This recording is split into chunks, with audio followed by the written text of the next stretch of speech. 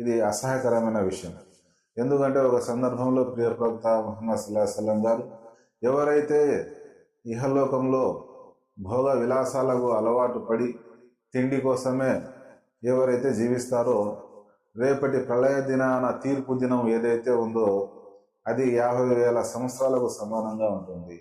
ఆ రోజున ఎవరైతే విచ్చలవిడిగా పీకలదాంగా తింటారో, తినడమే జీవితంగా జీవిస్తారో, వారు ఆ రోజున ఆకలి బాధను అనుభవిస్తారు అని ప్రియ ప్రవక్త ముహమ్మద్ సల్లల్లాహు అలైహి వసల్లం గారు తెలియజేయడం జరిగింది.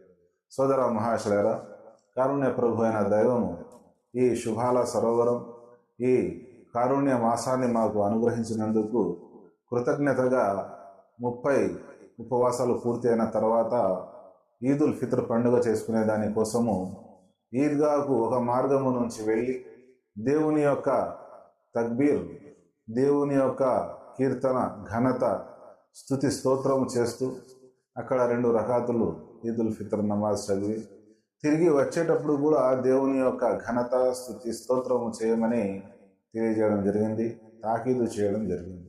మరి ఈ విధంగా ఎవరైతే రంజాను మాసము ద్వారా భయభక్తులు పొందారో వారు తప్పనిసరిగా తమకు ఆర్థిక స్తోమత లేకపోయినప్పటికీ బీద సాధలకు దానం చేసి పుణ్యము సంపాదించుకునే ప్రయత్నము తప్పకుండా చేయాలి. సోదర మహాశయులారా, ఈ ఫిత్రా కారణంగానే ఈదుల్ ఫిత్ర్ అని ఈ పండుగకు పేరు రావడం జరిగింది. ఈ విధంగా రంజాను మాసానికి సంబంధించి, ఉపవాసాలకు సంబంధించి చాలా విషయాలు ఉన్నాయి. దైవ చిత్తం అయితే ఈ అంశాలకు సంబంధించి మున్ముందు కూడా వీడియోలు వస్తూ ఉంటాయి.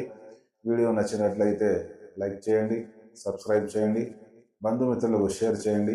అస్సలాము అలైకుం వరహమతుల్లాహి వబరకాతుహు.